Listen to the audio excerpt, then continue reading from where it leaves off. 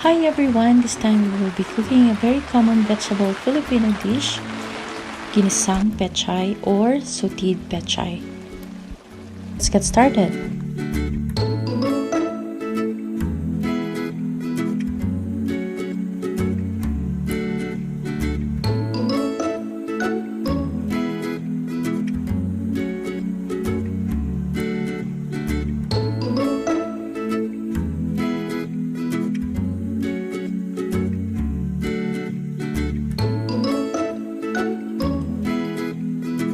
Okay, so let's begin by frying the garlic chips first.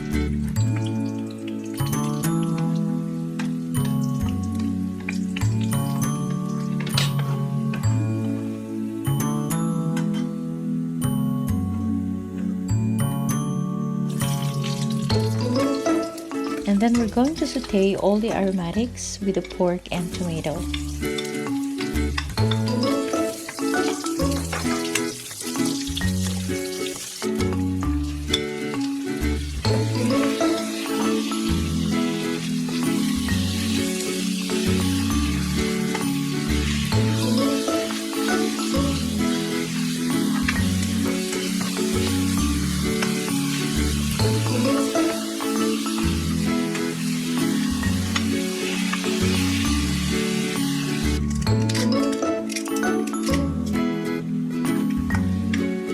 So just give it some time to cook. We want the pork to be tender and the tomato to dissolve.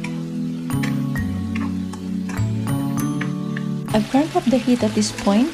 We're going to add the seasonings and then we're going to do a quick stir fry for the pechay.